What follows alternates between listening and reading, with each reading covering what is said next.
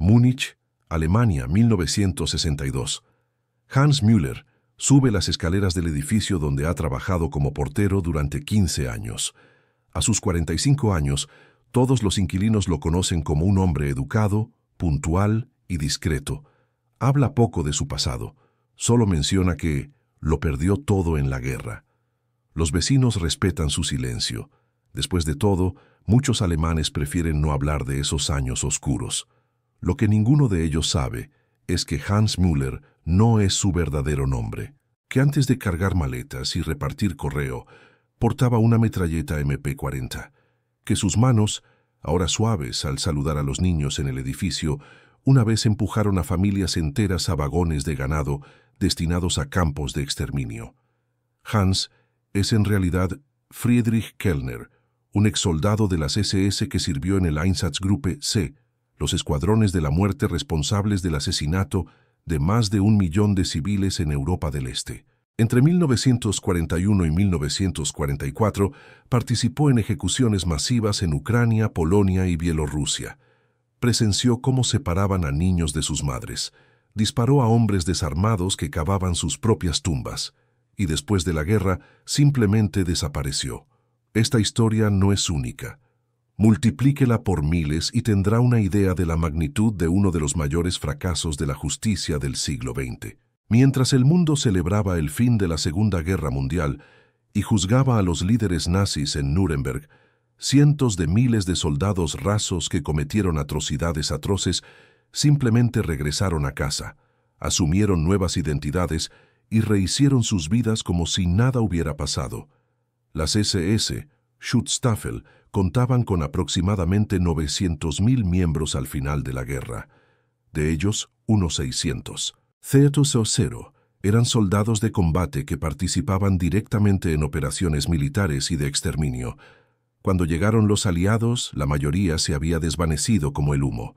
Se quitaron los uniformes, quemaron sus documentos, inventaron historias sobre su servicio en la Wehrmacht regular y se mezclaron con los millones de refugiados que vagaban por la devastada Europa. El resultado fue una injusticia de proporciones épicas. Mientras 24 líderes nazis fueron juzgados en Nuremberg y varios cientos de altos oficiales se enfrentaron a tribunales militares, la inmensa mayoría de los autores directos del Holocausto ni siquiera fueron investigados. No solo escaparon a la justicia, sino que muchos prosperaron en sus nuevas vidas, convirtiéndose en respetados empresarios, funcionarios, profesores e incluso policías. ¿Cómo fue posible? La respuesta reside en una combinación tóxica de caos de posguerra, prioridades políticas equivocadas y una conspiración social de silencio que perduró durante décadas. Los aliados estaban más interesados en capturar a los peces gordos, Hitler, Himmler, Goebbels. Los soldados rasos eran vistos simplemente como seguidores de órdenes, no como criminales de guerra por derecho propio.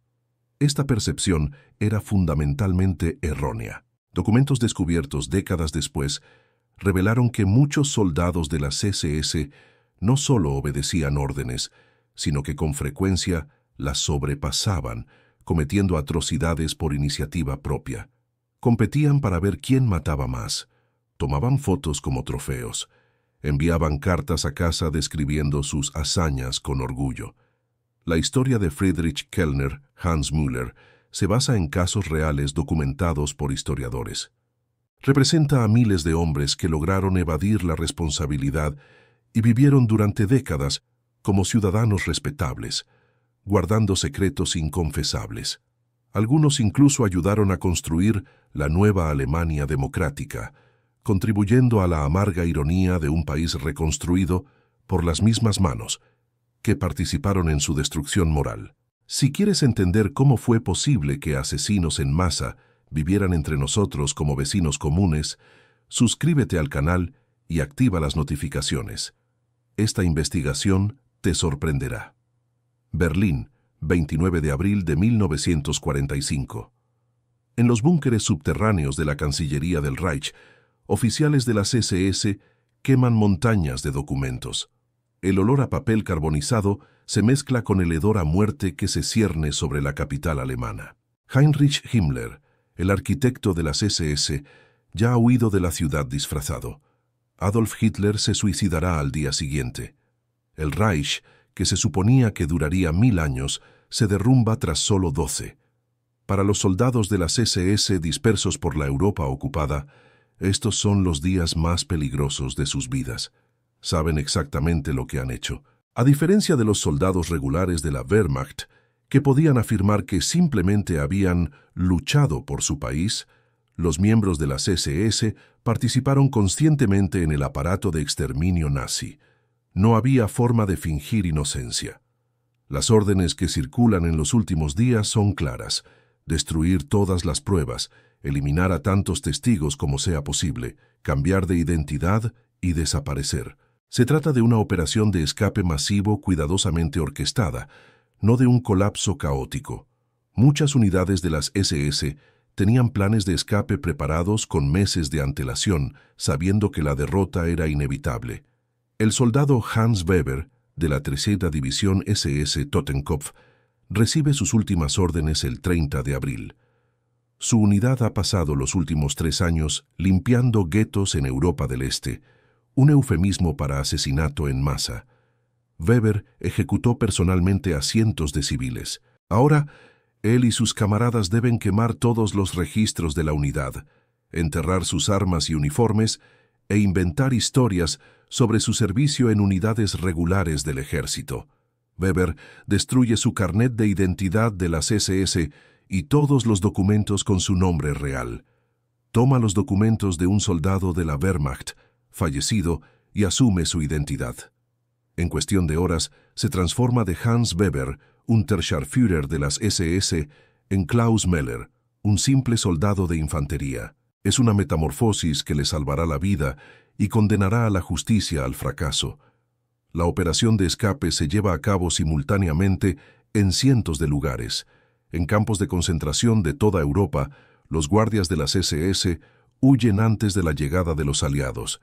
Queman los registros de quién estaba de servicio y en qué turno. Destruyen las listas de ejecución. Eliminan cualquier prueba que pudiera vincularlos directamente con los asesinatos. En Auschwitz, ya evacuado en enero de 1945, los últimos soldados de las SS dinamitaron los crematorios para ocultar pruebas. En Bergen-Belsen dejaron miles de cadáveres sin enterrar y simplemente desaparecieron. En Dachau huyeron tan rápido que dejaron prisioneros moribundos que podrían testificar en su contra. El caos de los últimos días de la guerra favoreció enormemente a los fugitivos de las SS. Alemania estaba en ruinas, con millones de refugiados en las carreteras. La comunicación entre las fuerzas aliadas era limitada.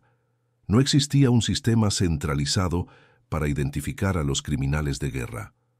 Cada zona de ocupación, estadounidense, británica, francesa y soviética, operaba con sus propios criterios y prioridades. Muchos soldados de las SS simplemente se mimetizan con los prisioneros de guerra de la Wehrmacht. Los aliados no tienen forma de verificar rápidamente quién sirvió en qué lugar.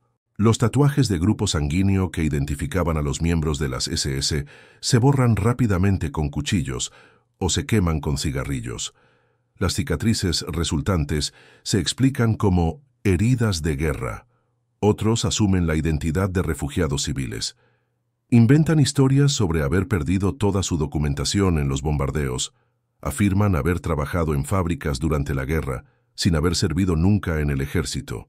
En una Europa donde millones de personas realmente lo perdieron todo, estas historias son perfectamente plausibles. La huida se ve facilitada por las redes de apoyo ya existentes. La propia SS había creado rutas de escape para sus miembros de mayor rango. Organizaciones como Odessa, Organización de los Auxiliadores de las SS, ayudan a los soldados fugitivos con documentos falsos, dinero y rutas seguras a países neutrales. Los sacerdotes católicos, especialmente en Austria e Italia, proporcionan vías de escape que conducen a miles de exnazis a Sudamérica. El Vaticano niega oficialmente su implicación. Sin embargo, documentos descubiertos décadas después prueban que varios clérigos ayudaron activamente a criminales de guerra a escapar.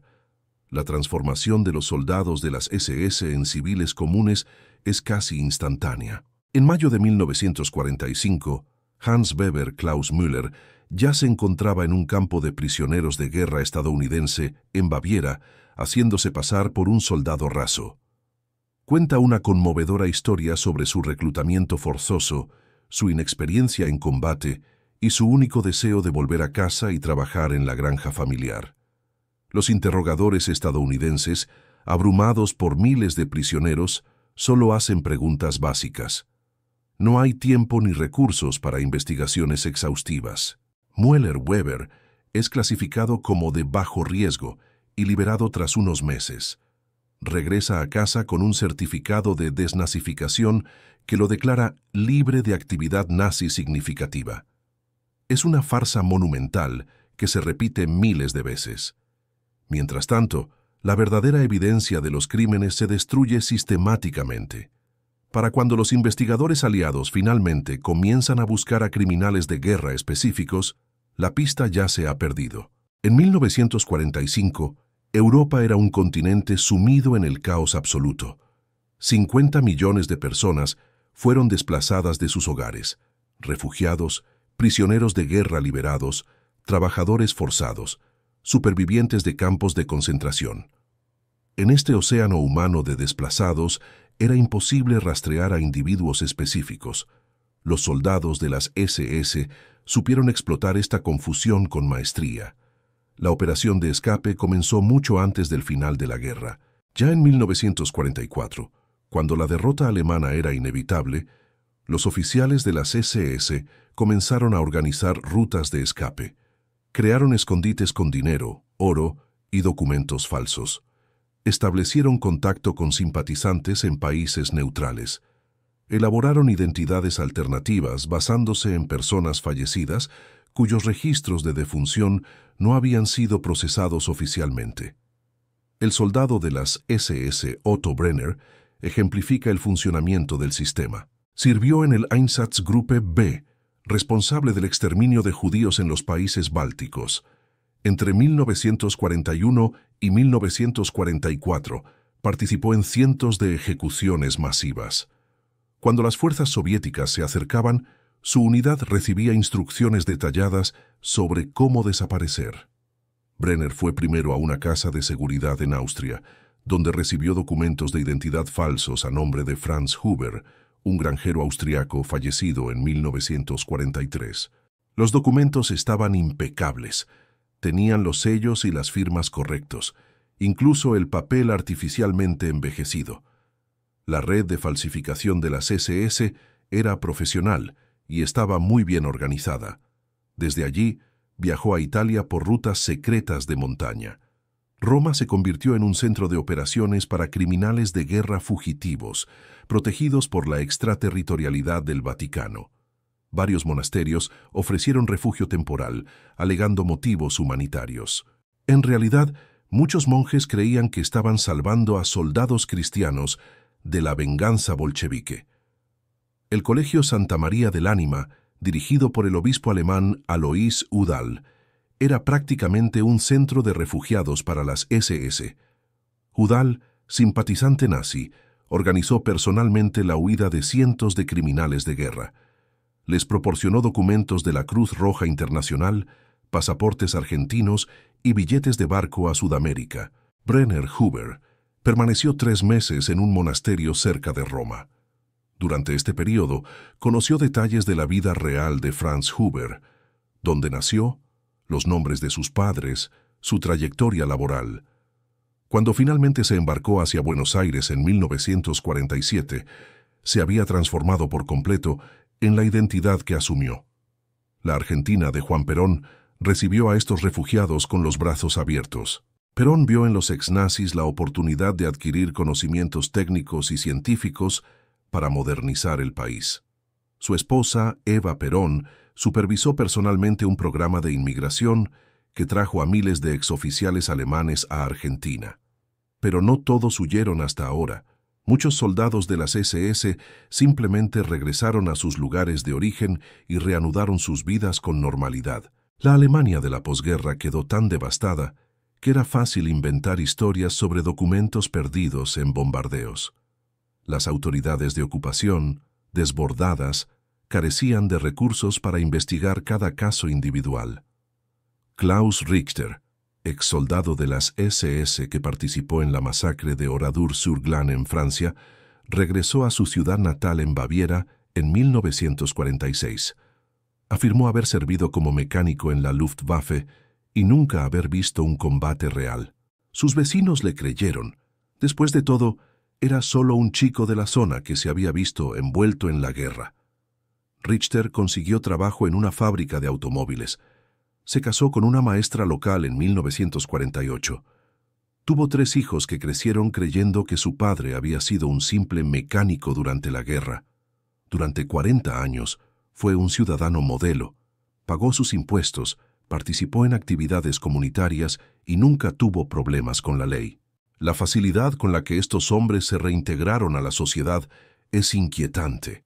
Demuestra que no eran monstruos evidentes, eran personas normales que habían cometido actos monstruosos. Esta aparente normalidad se convirtió en su mejor camuflaje. Las redes de escape operaban con eficiencia militar. Exoficiales de las SS crearon células de apoyo en varias ciudades alemanas. Proporcionaban documentos falsos, dinero para empezar una nueva vida e incluso empleos en empresas dirigidas por simpatizantes. Era una hermandad secreta dedicada a proteger a sus propios miembros. La organización Odessa, organización de los ehemaligen SS Angehörigen, coordinó muchas de estas operaciones. Contaba con células en Hamburgo, Múnich, Viena y otras ciudades. Sus miembros ocupaban cargos en bancos, empresas de transporte y oficinas gubernamentales. Podían facilitar fugas, alterar registros oficiales e incluso influir en decisiones judiciales. Martin Bormann Jr., hijo del poderoso asesor de Hitler, ayudó a cientos de exsoldados de las SS a escapar a través de una red con base en Hamburgo. Utilizó contactos en el puerto para conseguir pasaje en buques de carga. Muchos fugitivos simplemente trabajaron como marineros en viajes a Sudamérica y luego desaparecieron en sus puertos de destino. El fracaso de los aliados en interceptar estas redes tuvo consecuencias devastadoras. Se estima que más de 100.000 miembros de las SS lograron escapar de Europa sin ser investigados por crímenes de guerra. De ellos, al menos 50.000 habían participado directamente en operaciones de exterminio. Lo irónico es que muchos de estos refugiados acabaron asentándose en países que habían luchado contra la Alemania nazi. Antiguos soldados de las SS trabajaron en fábricas estadounidenses que producían armamento durante la Guerra de Corea. Otros se nacionalizaron franceses y algunos incluso sirvieron en el ejército francés durante la Guerra de Indochina. Esta gran fuga no fue un accidente histórico. Fue una operación deliberada y exitosa para salvar de la justicia a los perpetradores del Holocausto.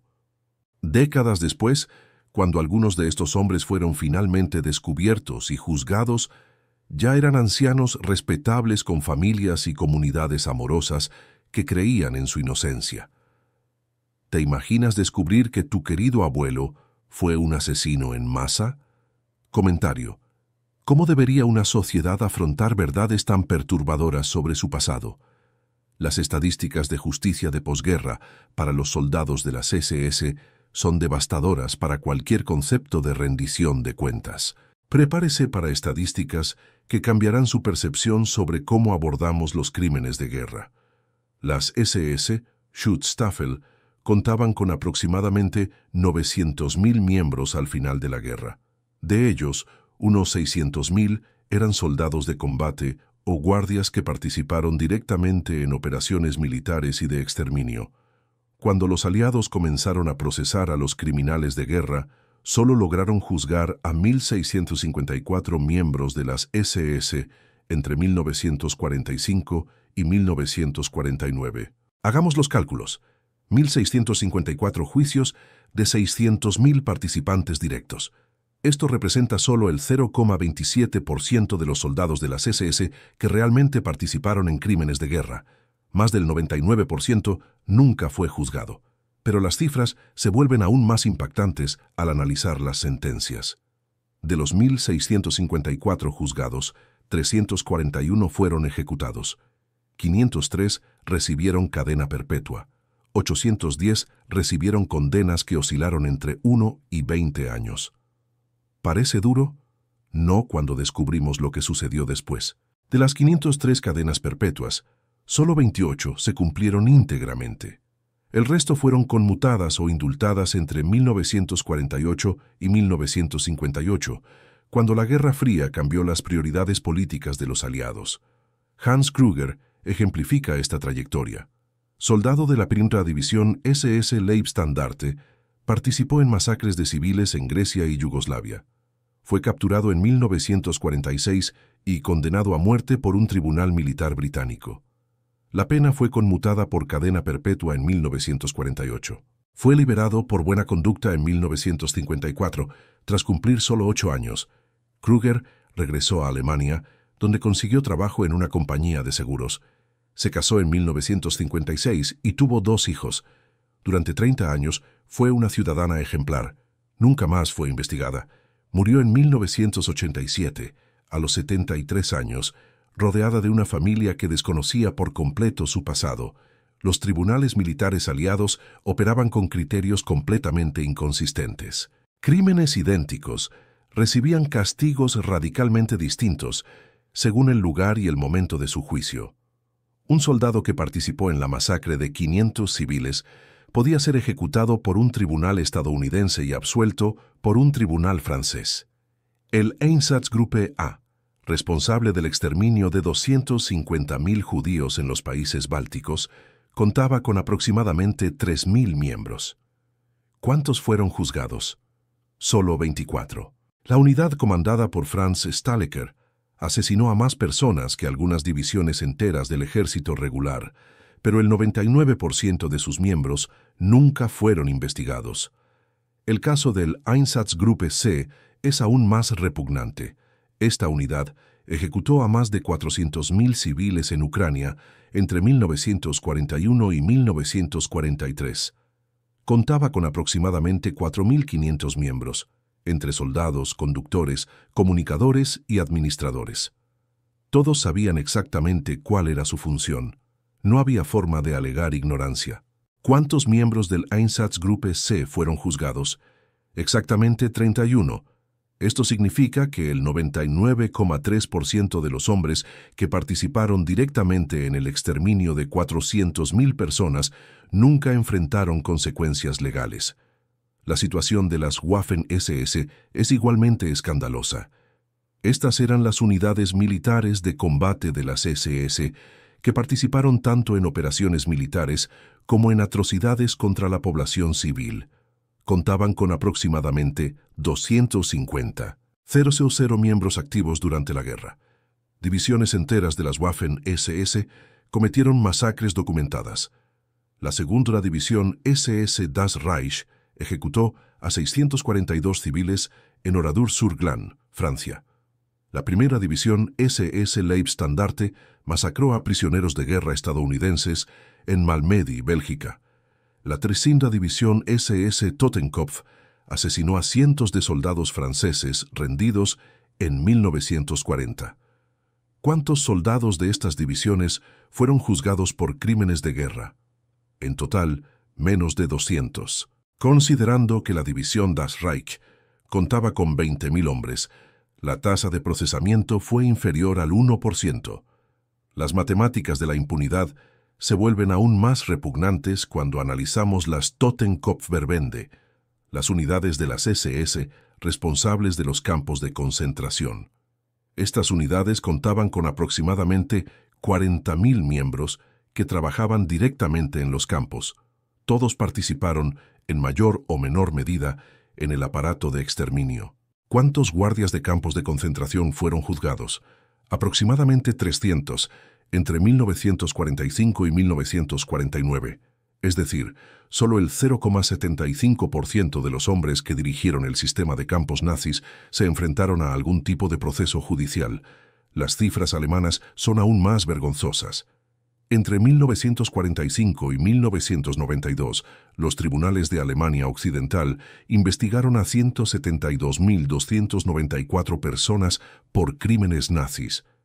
Esto parece impresionante hasta que descubrimos cuántas fueron realmente castigadas.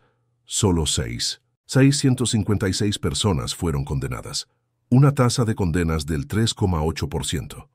De estas 6.656 condenas, la mayoría recibieron penas leves. Solo 164 personas recibieron cadena perpetua. La pena promedio fue de 3,2 años de prisión. Por participar en el mayor genocidio de la historia, la pena habitual era menor que la que se impone en algunos países por tráfico de drogas. Herbert Lang comandó la primera unidad móvil de gasificación, que asesinó a 15.000 personas con discapacidad mental en Polonia en 1940. Posteriormente, dirigió el campo de exterminio de Chelmno, donde fueron asesinados 320.000 judíos. Murió en combate en 1945, eludiendo la justicia. Pero, ¿qué pasó con sus subordinados? La unidad de Lange contaba con aproximadamente 120 hombres. Todos sabían que participaban en un asesinato en masa. Era imposible fingir ignorancia cuando se trabajaba en una cámara de gas móvil. ¿Cuántos fueron juzgados? Solo 7. Los otros 113 simplemente desaparecieron en el caos de la posguerra. La comparación con otros delitos es reveladora. En la Alemania de la posguerra, robar un banco conllevaba una pena promedio de 8 años. Participar en el exterminio de miles de personas conllevaba una pena promedio de 3 años. El mensaje implícito era claro: la propiedad vale más que la vida humana. La situación internacional no fue mejor. Francia juzgó solo a 2.107 criminales de guerra alemanes. Bélgica procesó a 87. Los Países Bajos condenaron a 200. Países enteros que sufrieron la ocupación nazi procesaron a menos criminales que algunos estados estadounidenses a delincuentes comunes en un solo año. Estas estadísticas representan más que simples números fríos. Cada dígito representa miles de víctimas que nunca vieron justicia, familias que nunca obtuvieron respuestas sobre lo que les sucedió a sus seres queridos, criminales que vivieron libres durante décadas mientras sus víctimas estaban muertas. Las matemáticas de la impunidad enviaron un mensaje peligroso a las generaciones futuras. Se pueden cometer genocidios sin consecuencias significativas si se logra salirse con la suya durante suficiente tiempo. ¿Te impactaron estas cifras? Comenta en los comentarios. ¿Cómo explicamos a las víctimas que el 99% de sus abusadores nunca fueron castigados? Para comprender verdaderamente la magnitud del fracaso de la justicia de posguerra, es necesario examinar casos específicos de cómo los exsoldados de las SS se reintegraron a la sociedad. Estas historias no son ficción, se basan en documentos descubiertos décadas después por investigadores e historiadores. Karl-Heinz Hoffmann, el respetado profesor. En 1955, los alumnos del Gimnasio Municipal de Bremen adoraban a su profesor de matemáticas, Karl Hoffmann. A sus 35 años, era conocido por su paciencia, dedicación y métodos de enseñanza innovadores. Casado con una enfermera local, tenía 2 hijos pequeños y participaba activamente en la iglesia luterana. Era la imagen perfecta del ciudadano alemán reconstruido. Lo que nadie sabía era que el profesor Hoffmann había sido el Unterscharführer Karl-Heinz Hoffmann de la 5ª División SS de Wiking. Entre 1941 y 1944 participó en operaciones antipartisanas en Ucrania, un eufemismo para referirse a las masacres de civiles. Ejecutó personalmente al menos a 150 personas, entre ellas mujeres y niños. Hoffmann escapó de la captura en 1945, mezclándose con los refugiados alemanes que huían del avance soviético. Inventó una historia sobre haber servido como enfermero en la Wehrmacht, sin haber participado nunca en un combate real. Obtuvo documentos falsos que acreditaban este servicio humanitario durante la guerra. Reanudó sus estudios en 1947, completando un curso intensivo de matemáticas para docentes, un programa creado para abordar la escasez de educadores en la devastada Alemania. Sus referencias personales provenían de antiguos compañeros de las SS que también habían adoptado nuevas identidades. Era un círculo de protección mutua que funcionaba a la perfección. Durante 25 años, Hoffmann educó a más de 2000 jóvenes alemanes. Les enseñó valores morales, respeto por la vida humana y la importancia de la tolerancia. La ironía era devastadora. Un hombre que había participado en un genocidio ahora estaba moldeando la conciencia ética de las nuevas generaciones. Hoffmann fue descubierto en 1979, cuando los investigadores hallaron su foto en archivos soviéticos confiscados. A los 59 años se retiró discretamente. Nunca fue juzgado. Las autoridades alemanas alegaron la falta de pruebas concluyentes y la edad avanzada del acusado. Murió en 1987, llevándose sus secretos a la tumba. Werner Schmidt, el policía ejemplar. La historia de Werner Schmidt es aún más inquietante. En 1950 se unió a la policía de Düsseldorf como un joven recluta de 28 años. Su expediente era impecable. Veterano de guerra sin compromiso político, recomendado por ciudadanos respetables, y aprobó todos los exámenes psicológicos. Schmidt desarrolló una brillante carrera en la policía. Se especializó en delitos contra menores y se convirtió en una figura respetada por su sensibilidad al tratar con víctimas jóvenes. En 30 años de servicio, ayudó a resolver cientos de casos. Recibió múltiples reconocimientos por su valentía y dedicación. De hecho, Schmidt había sido miembro de la Allgemeine SS y participó en el programa de eutanasia nazi entre 1940 y 1942. Trabajó en el hospital de Hadamar, donde fueron asesinadas 15.000 personas discapacitadas. Schmidt condujo personalmente a cientos de víctimas a cámaras de gas camufladas como duchas. Después de la guerra, Schmidt destruyó todos los registros de su participación en el programa de eutanasia. Se hizo pasar por un primo caído en combate e inventó un historial militar completamente falso. Al solicitar ingreso en la policía, se presentó como alguien que quería proteger a los inocentes, una afirmación que técnicamente era cierta, considerando su trabajo previo. El descubrimiento se produjo en 1980, durante una investigación sobre criminales de guerra del programa de eutanasia. Schmidt, entonces de 58 años y a punto de jubilarse, fue obligado discretamente a abandonar la policía. Una vez más, no hubo procesamiento penal debido a pruebas insuficientes y consideraciones sobre la moral del departamento. Fritz Müller, el hombre de negocios exitoso. Fritz Müller llegó a Sao Paulo en 1948 como un inmigrante alemán más que buscaba una nueva vida. Inicialmente trabajó como mecánico y luego abrió un pequeño taller.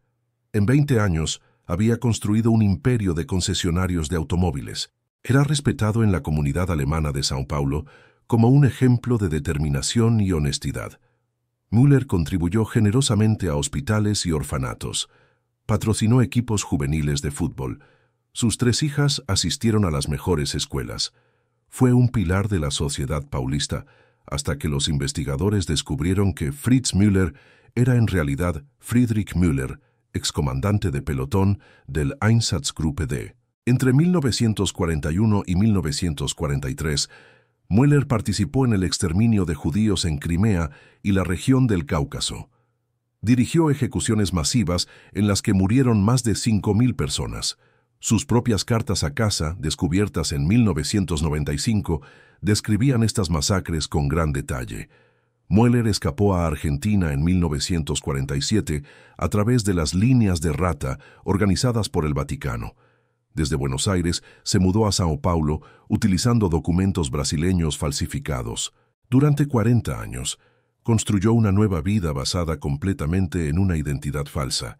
Cuando fue confrontado por los investigadores en 1988, a los 67 años, Müller inicialmente lo negó todo. Más tarde, admitió parcialmente: fue una guerra.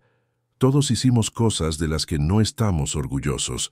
Nunca mostró remordimiento por las víctimas. Brasil rechazó la extradición porque se había naturalizado brasileño. Murió en 1995, libre. Otto Brenner. El funcionario dedicado Otto Brenner trabajó durante 35 años en el Ministerio de Reconstrucción de Alemania Occidental. Fue responsable de los programas de vivienda para refugiados, algo irónico para alguien que había contribuido a la creación de refugiados masacrando a sus familias. Recibió múltiples honores por su servicio público humanitario. Brenner había servido en el Einsatzgruppe B, participando en el exterminio de judíos en Bielorrusia. Entre 1941 y 1944, presenció ejecuciones que mataron a más de 10.000 personas. Documentos encontrados en archivos soviéticos en 1992 contenían informes firmados por Brenner que detallaban estas masacres. Tras la guerra, Brenner asumió la identidad de un refugiado de los Sudetes y consiguió un puesto en el gobierno gracias a sus vínculos con otros exnazis en puestos de poder. Durante décadas, contribuyó a definir las políticas de reconstrucción de Alemania, defendiendo siempre los valores humanitarios y la dignidad humana. El descubrimiento llegó demasiado tarde. Brenner murió en 1983, 3 años antes de que se revelaran sus crímenes. Su familia quedó devastada. Sus compañeros de trabajo se negaron a creerlo. Era imposible, dijeron. Otto era la persona más amable que conocíamos. Estas historias revelan patrones inquietantes en la reintegración de exsoldados de las SS. Cambio de identidad. Todos asumieron nombres falsos o afirmaron ser otras personas. Historias militares inventadas. Crearon pasados ficticios como soldados ordinarios. Redes de seguridad se ayudaron mutuamente con trabajos y referencias. Vidas ejemplares. Comportaron como ciudadanos modelo para evitar sospechas. Negación hasta el final, incluso cuando fueron atrapados, rara vez admitieron su plena culpa. La capacidad de estos hombres para compartimentar sus vidas es psicológicamente fascinante y moralmente aterradora. Durante el día, enseñaban a niños o protegían a ciudadanos. Por la noche, cenaban con familias que los amaban. Los fines de semana, participaban en actividades religiosas, y en sus armarios escondían secretos que podían destruirlo todo. ¿Cómo es posible que los asesinos vivan décadas como personas normales? ¿Qué explicación psicológica tiene para esta capacidad de llevar una doble vida? La reintegración de los exsoldados de las SS no habría sido posible sin la complicidad, activa o pasiva, de la sociedad alemana de posguerra.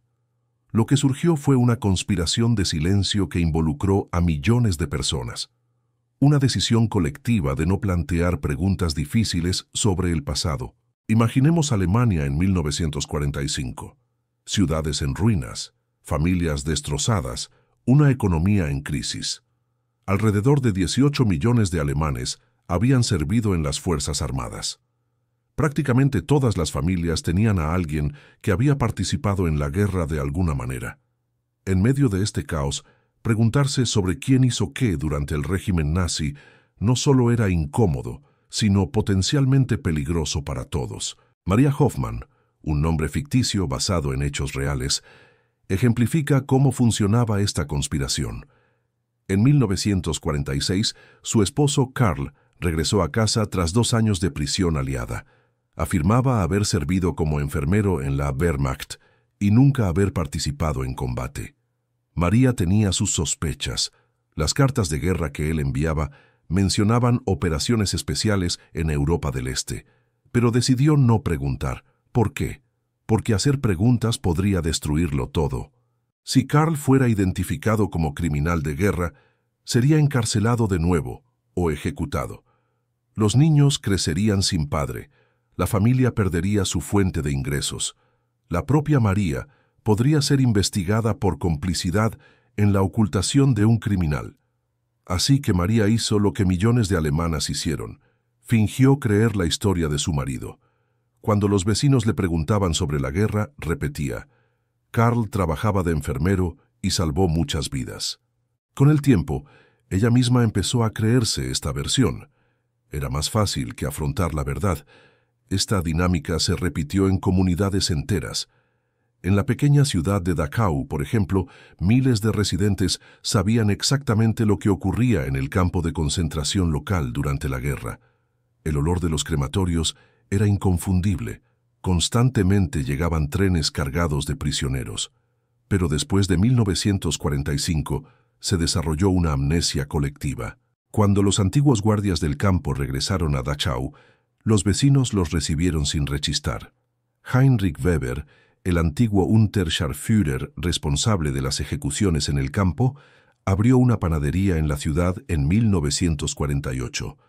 Durante 30 años fue el amable panadero Heinrich quien elaboraba el mejor pan de la región. Todos sabían que había trabajado en el campo, pero nadie preguntaba por sus detalles. La Iglesia también participó en esta conspiración. Sacerdotes católicos y pastores protestantes abogaron activamente por el perdón cristiano y la necesidad de seguir adelante.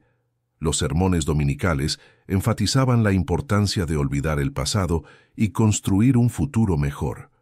Cuestionar los crímenes de guerra de los feligreses se consideraba anticristiano. El pastor Dietrich Müller, sin parentesco con los otros Müller mencionados, ejemplifica esta actitud. Entre sus feligreses había al menos 5 exsoldados de las SS que habían participado en masacres. Müller lo sabía.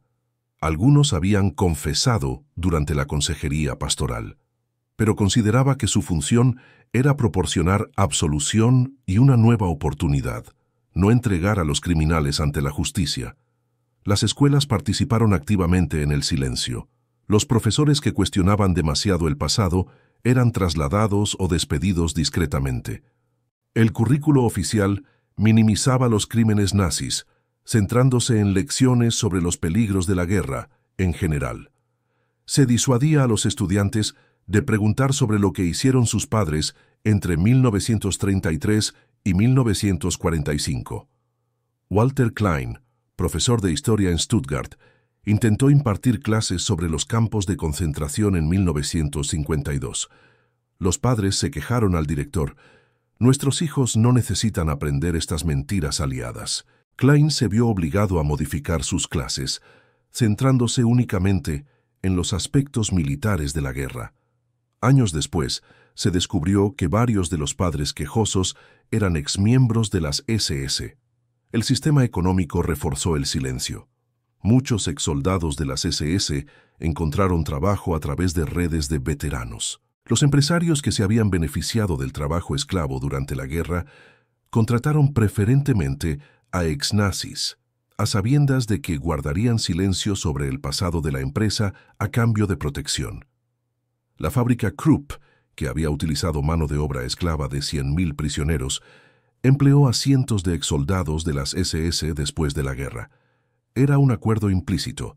Los empleados no hablarían sobre los crímenes de guerra de la empresa y ésta no haría preguntas sobre su pasado. Ambas partes tenían secretos que ocultar. Los medios de comunicación alemanes también fueron cómplices. Los periódicos evitaron investigar a los criminales de guerra locales. Cuando investigadores internacionales exponían casos, la cobertura siempre enfatizaba las acusaciones sin probar y la persecución de ancianos inocentes. La narrativa predominante era que Alemania ya había sufrido bastante.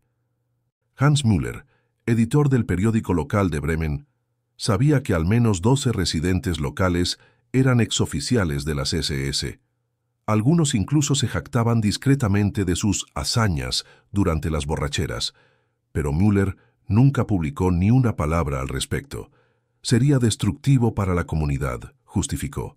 Tenemos que mirar al futuro, no al pasado. El sistema judicial alemán fue quizás el más corrupto de todos. Muchos jueces, fiscales y abogados eran exnazis que protegían a otros exnazis. Los juicios contra criminales de guerra fueron saboteados deliberadamente mediante pruebas insuficientes y procedimientos inadecuados. El juez Ludwig Hoffmann, sin parentesco con los otros Hoffmann mencionados, ejemplifica esta corrupción. Durante la guerra, ejerció como juez militar, condenando a muerte a cientos de soldados por cobardía o traición. Después de 1945, se convirtió en un respetado juez civil, conocido por su indulgencia en las sentencias contra delincuentes comunes. Cuando exsoldados de las SS comparecieron ante su tribunal acusados de crímenes de guerra, Hoffmann los absolvió sistemáticamente por falta de pruebas. Sus sentencias eran técnicamente legales, pero evidentemente parciales. Sabía exactamente lo que hacía: proteger a camaradas que podrían desenmascararlo si se les presionaba. Esta conspiración funcionó porque benefició a casi todos. Los exnazis fueron protegidos. Sus familias evitaron la vergüenza y la pobreza. Las comunidades evitaron el trauma de descubrir cuántos vecinos habían participado en atrocidades. La nación evitó confrontar el verdadero alcance de su complicidad en el genocidio. El precio de esta conspiración lo pagaron las víctimas y sus descendientes. Los sobrevivientes del Holocausto vivieron rodeados de personas que sabían, o sospechaban, quiénes eran sus antiguos torturadores, pero decidieron protegerlos. Las familias de las víctimas nunca recibieron respuestas sobre lo sucedido a sus seres queridos. Esta conspiración de silencio no fue casualidad, fue una decisión colectiva consciente. La sociedad alemana decidió que preservar la paz social era más importante que buscar justicia. Décadas después, cuando finalmente se supo la verdad, el coste moral de esta decisión se hizo evidente. ¿Hasta qué punto se puede responsabilizar a toda una sociedad por optar por el silencio ante los delitos? Debate: ¿cuándo la paz social se convierte en complicidad moral? Para comprender cómo tantos criminales de guerra escaparon a la justicia, es necesario examinar cómo funcionaron o fracasaron los sistemas judiciales encargados de procesarlos. La realidad era la de tribunales sobrecargados, fiscales inexpertos y prioridades políticas en constante cambio.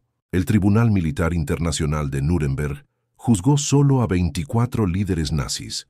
Fue un importante espectáculo judicial para sentar precedentes legales, pero procesó a menos del 0,01% de los verdaderos criminales de guerra. Se suponía que el verdadero trabajo lo realizarían tribunales secundarios, y ahí fue donde el sistema colapsó. El teniente coronel William Denson dirigió la investigación contra los guardias del campo de concentración de Dachau en 1945. Recibió una lista de más de 40 presuntos criminales de guerra solo para su distrito. Contaba con un equipo de 12 investigadores, ninguno de los cuales hablaba alemán con fluidez. Los recursos eran limitados, el tiempo escaseaba y llegaban nuevos casos a diario. Era humanamente imposible, relató Denson en sus memorias. Por cada caso que lográbamos procesar, había 10 que archivábamos por falta de tiempo y recursos. Sabíamos que los delincuentes se salían con la suya, pero no había alternativa. Los tribunales militares estadounidenses en Dachau procesaron 1.672 casos entre 1945 y 1948. Cifras impresionantes hasta que nos damos cuenta de que solo el campo de Dachau empleó a más de 3.000 guardias durante la guerra. En otras palabras, ni siquiera pudieron procesar a todos los responsables de un solo campo. La situación era peor en los tribunales británicos. El mayor Gerald Draper, responsable de crímenes de guerra en la zona británica, recibió órdenes contradictorias: procesar a los criminales con rapidez, pero garantizar el debido proceso. Era una ecuación imposible. Juicios rápidos significaban pruebas insuficientes. El debido proceso significaba años de investigación que no tenían. Los franceses se enfrentaron a problemas singulares. El general Philippe de Larminat, responsable de los tribunales franceses, descubrió que muchos de sus investigadores habían colaborado con los nazis durante la ocupación. ¿Cómo podemos investigar a criminales de guerra cuando la mitad del equipo de investigación podría ser investigada por los mismos crímenes?, anotó en su diario. La zona soviética tuvo el enfoque más severo, pero también el menos documentado. Los tribunales soviéticos procesaron a aproximadamente 15 alemanes por crímenes de guerra, pero la mayoría de los registros fueron clasificados. Lo que sí sabemos sugiere juicios rápidos con pruebas mínimas. Muchos inocentes fueron castigados junto con los culpables. El problema fundamental fue que el sistema jurídico internacional no estaba preparado para crímenes de esta magnitud. Las leyes tradicionales de la guerra abordaban las violaciones individuales durante el combate. El Holocausto fue un crimen industrializado que involucró a millones de participantes en diferentes niveles. ¿Cómo se procesa a 500.000 de personas al mismo tiempo? El coronel Burton Andrews, comandante de la prisión de Nuremberg, observó: «Nuestros predecesores se ocupaban de piratas y delincuentes comunes. Tuvimos que inventar métodos para perseguir un delito que involucraba a toda una nación. No existían precedentes ni procedimientos establecidos». La falta de pruebas fue devastadora. Los nazis destruyeron sistemáticamente documentos durante los últimos meses de la guerra. Los testigos estaban muertos o dispersos por toda Europa. Muchos supervivientes estaban demasiado traumatizados para testificar. Otros no pudieron identificar a ningún soldado entre cientos de uniformes idénticos. Rachel Goldstein, una sobreviviente de Treblinka, ejemplifica este problema. Sabía que un guardia específico había torturado a su hermana hasta la muerte, pero no pudo identificarlo en una rueda de reconocimiento de 20 exguardias. «Todos parecían iguales con esos uniformes», informó, «y ahora, vestidos de civil, solo eran rostros anónimos». ¿Cómo se identifica a un monstruo que parece una persona común y corriente? Los abogados defensores explotaron sistemáticamente estas debilidades. La estrategia habitual era negar la presencia en el lugar de los hechos, alegar pérdida de memoria debido al trauma de la guerra, o admitir la presencia, pero negar la participación directa. Con pruebas limitadas, estas defensas solían funcionar.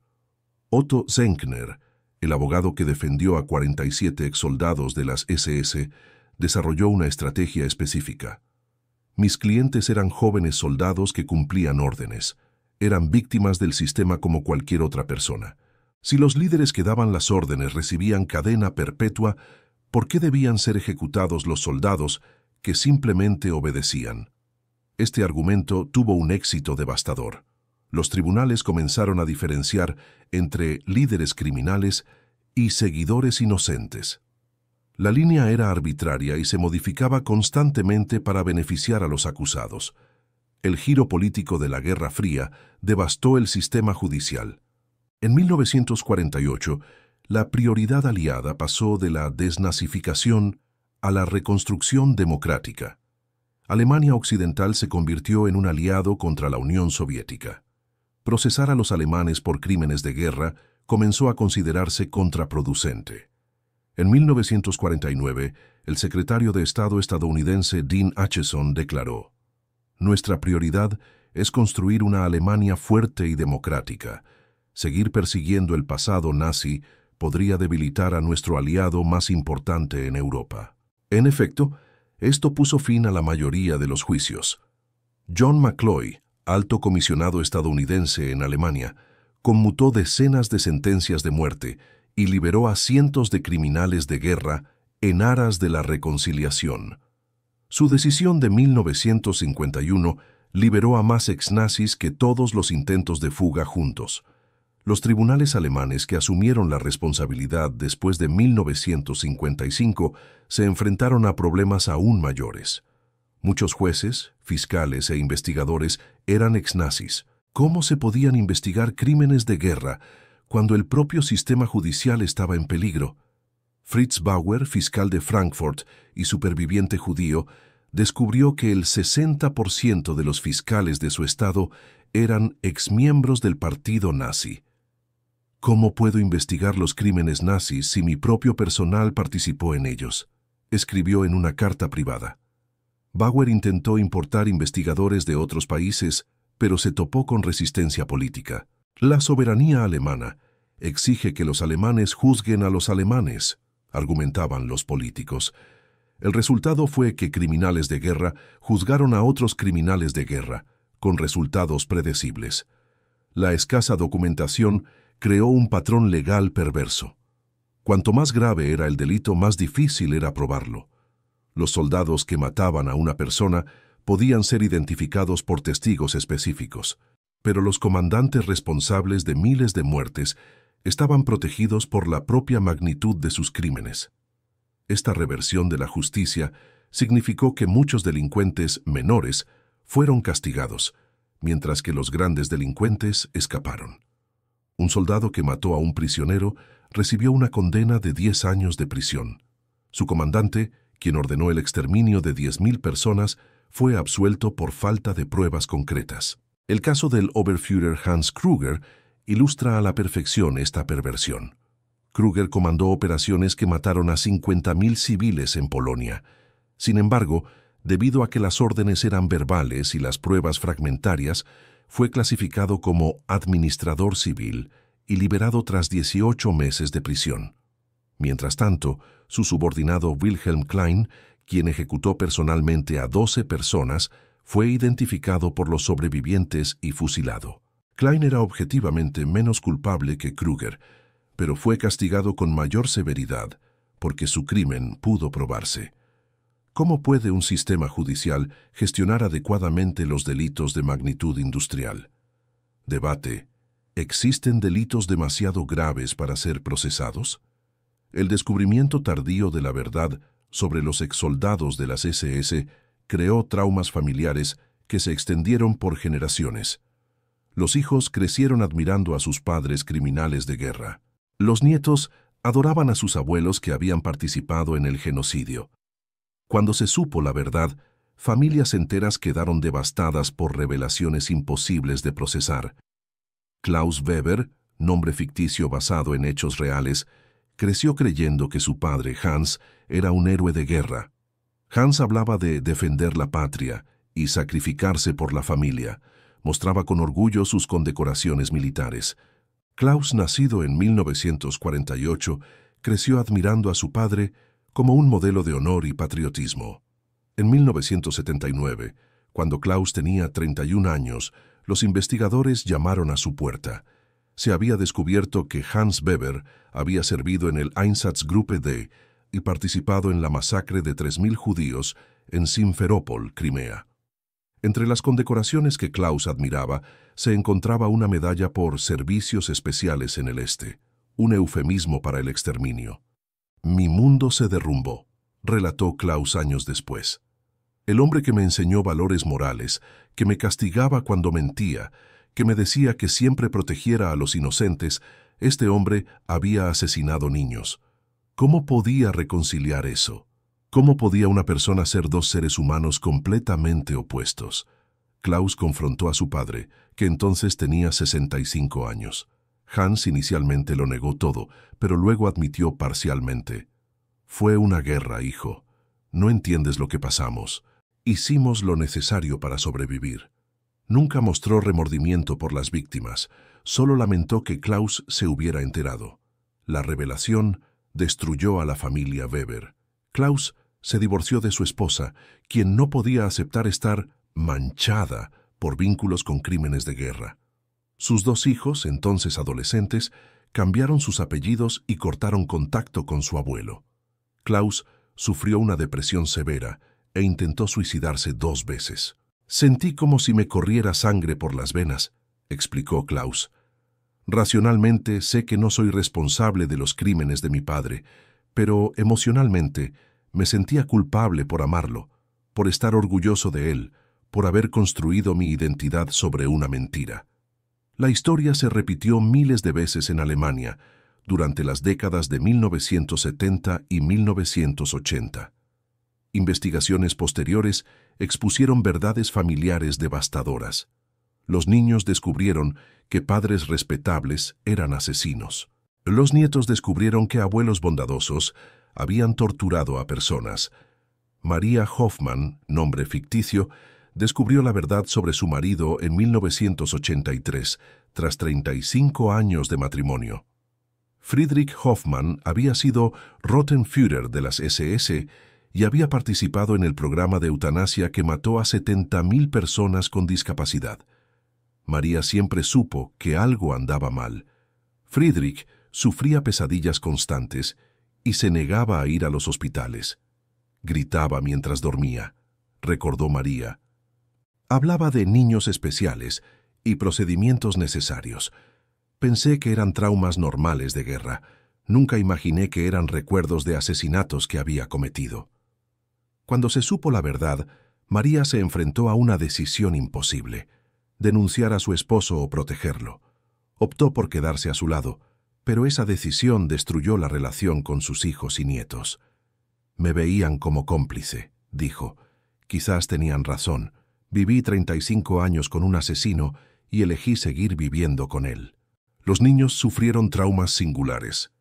Peter Meller, nombre ficticio, tenía 8 años cuando descubrió que su abuelo había sido comandante de un subcampo en Dachau. El abuelo Otto fue la persona más importante en la vida de Peter. Le enseñó matemáticas, lo llevó a pescar y le contó historias de la vieja Alemania. Mi abuelo era mi héroe, recordó Peter. Luego descubrí que había matado a gente como yo, niños inocentes. ¿Cómo procesa eso un niño de 8 años? ¿Cómo puedes seguir queriendo a alguien que hizo cosas imperdonables? Peter desarrolló graves problemas psicológicos. Ya no podía tocar a su abuelo sin imaginar que sus manos lastimaban a otras personas. Dejó de comer, desarrolló insomnio y sufría ataques de pánico. La familia pasó años en terapia intentando ayudarlo a procesar la contradicción entre el abuelo cariñoso y el criminal de guerra. Los nietos se enfrentaron a dilemas de identidad singulares. Sarah Klein, seudónimo, creció en Estados Unidos, hija de un inmigrante alemán que afirmaba haber huido del nazismo. En 1985, descubrió que su padre no había huido de los nazis, sino que había sido uno de ellos. Había servido en las SS y emigrado para escapar de la justicia. Toda mi identidad se basaba en una mentira, dijo Sarah. Crecí viéndome como la hija de una víctima del nazismo. Descubrí que era la hija de un perpetrador. En Estados Unidos, eso me convirtió en enemiga de todo en lo que creía. Sarah cambió su nombre, rompió contacto con su padre y dedicó su vida al activismo por los derechos humanos. Sentí que debía expiar sus crímenes, explicó. Era ilógico, pero la culpa era real. Como hija de un asesino sentí la responsabilidad moral de luchar contra la injusticia. Algunas familias desarrollaron estrategias de negación colectiva. Los descendientes de Johann Weber, nombre ficticio, excomandante de pelotón en Treblinka, simplemente se negaron a creer las pruebas. Incluso cuando los documentos demostraron su participación en el exterminio de 200.000 personas, la familia sostuvo que Johann fue víctima de persecución política. El abuelo Johann era el hombre más bondadoso del mundo, insistió su nieta en 1990. Rescataba pájaros heridos, lloraba viendo películas tristes. Es imposible que alguna vez lastimara a alguien. Estas acusaciones son propaganda comunista para destruir a las familias alemanas respetables. Esta negación persistió incluso después de la muerte de Johann. La familia creó una narrativa alternativa, según la cual él había sido un soldado reticente obligado a participar contra su voluntad. Rechazaron las pruebas documentales por considerarlas falsas y los testimonios de los sobrevivientes por exagerados. Otros descendientes optaron por confrontar la verdad y transformarla en acción positiva. Andreas Müller, seudónimo, nieto de un oficial de las SS que participó en la masacre de Lidice, se convirtió en historiador especializado en crímenes de guerra nazis. No puedo cambiar lo que hizo mi abuelo, dijo Andreas, pero puedo asegurar que el mundo nunca lo olvide. Mi responsabilidad no es cargar con la culpa de sus crímenes, sino usar el conocimiento de esos crímenes para educar a otros. Andreas dedicó su vida a documentar las atrocidades cometidas por la unidad de su abuelo. Viajó a la República Checa para reunirse con las familias de las víctimas. Testificó ante el tribunal contra otros criminales de guerra. Transformó la vergüenza familiar en una misión educativa. La Iglesia ofreció un apoyo limitado a las familias en crisis. Algunos sacerdotes enfatizaron el perdón y la reconciliación. Otros se centraron en la responsabilidad moral de las nuevas generaciones. Pero muchas familias se sintieron abandonadas, especialmente cuando las revelaciones sobre crímenes de guerra llevaron al ostracismo comunitario. Los terapeutas desarrollaron métodos específicos para abordar el trauma histórico hereditario. El concepto era que los traumas extremos podían afectar a las generaciones posteriores a través de silencios familiares, comportamientos anómalos e identidades basadas en mentiras. El doctor Wilhelm Fischer, psicólogo especializado en familias de criminales de guerra, observó: estas familias se enfrentan a un tipo de trauma único. No son víctimas directas, sino indirectas de las mentiras y los secretos que moldearon sus vidas. Descubrir que su identidad familiar se basa en una falsedad puede ser devastador. El impacto se extendió más allá de las familias alemanas. Comunidades enteras enfrentaron crisis al descubrir que ciudadanos respetados eran antiguos criminales de guerra. Las iglesias perdieron feligreses. Las escuelas perdieron a profesores admirados. Las empresas perdieron a ejecutivos respetados.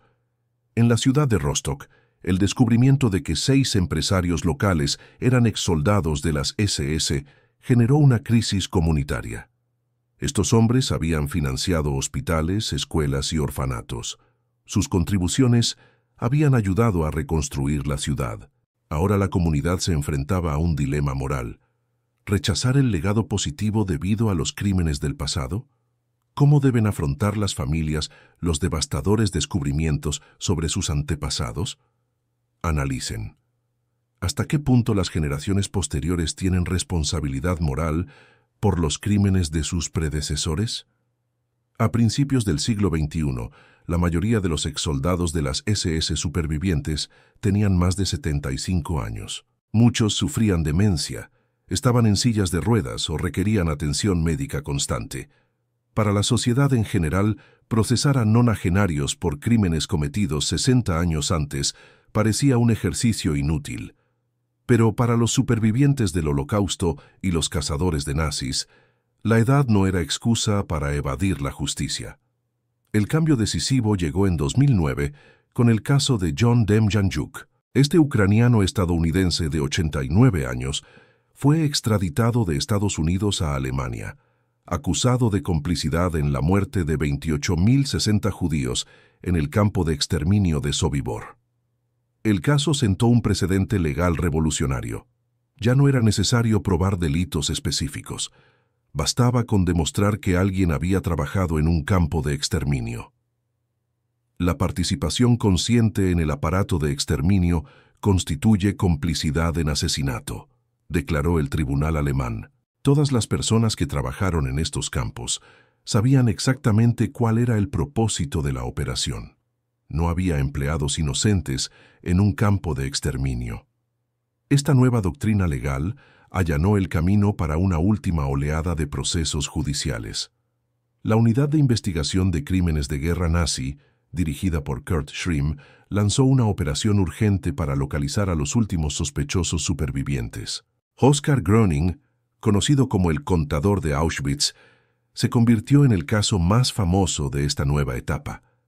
A los 93 años, fue juzgado en 2015 por complicidad en la muerte de 300.000 judíos húngaros.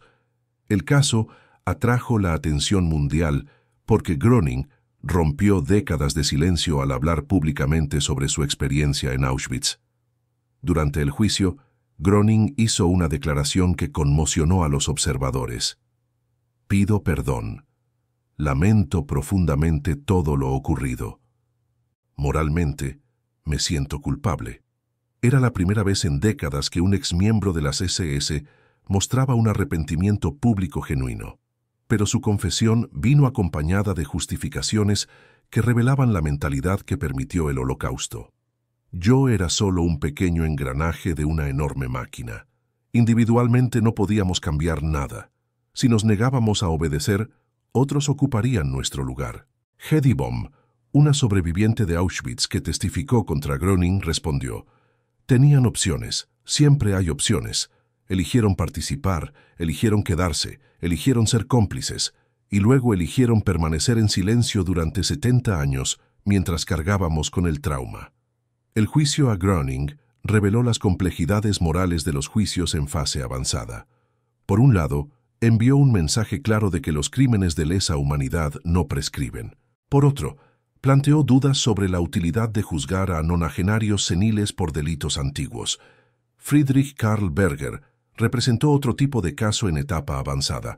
Este guardia de 95 años fue deportado de Estados Unidos en 2020 para enfrentar cargos en Alemania.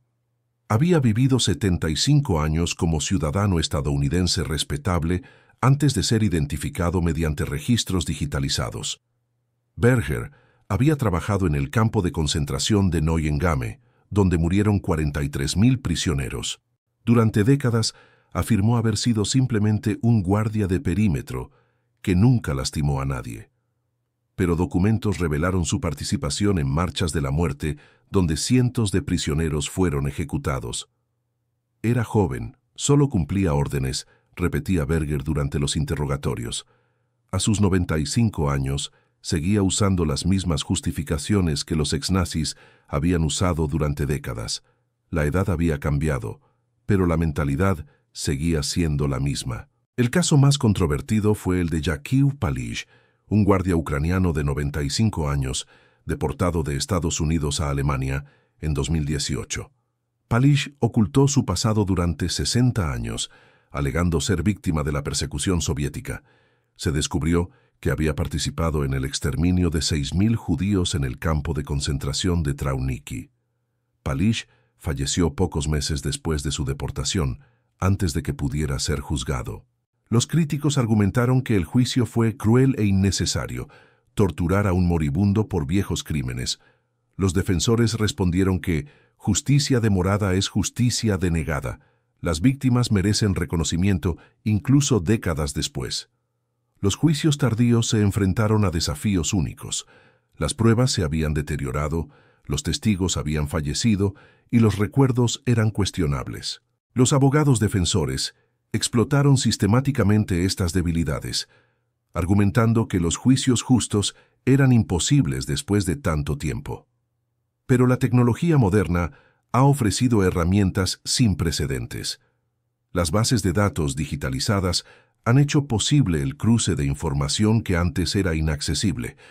El reconocimiento facial ha identificado sospechosos en fotos antiguas.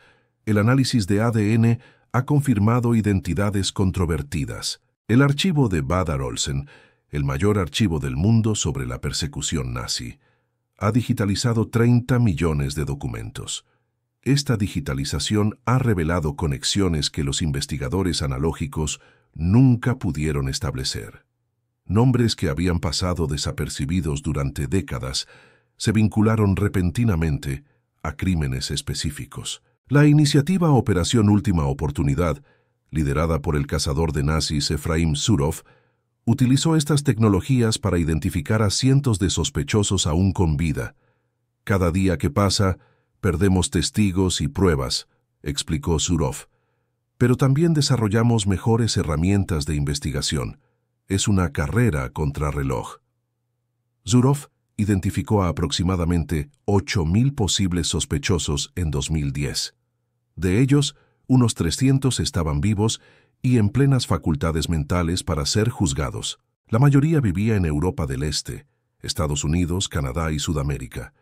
Muchos habían construido vidas respetables, con familias que desconocían por completo su pasado. Friedrich Engel, quien se encontraba en Buenos Aires en 2018, ejemplifica estos casos de la tercera edad. A sus 92 años, era un respetado patriarca de una familia argentino-alemana. Sus nietos lo adoraban como el abuelo Fritz, quien preparaba las mejores barbacoas del barrio. Se descubrió que había sido un Unterscharführer de las SS en Treblinka, participando en el exterminio de 800.000 judíos. La familia Engel estaba devastada. «Imposible», insistió su hijo. «Papá no sabe ni matar una mosca. Debe haber un error». Pero los documentos eran irrefutables.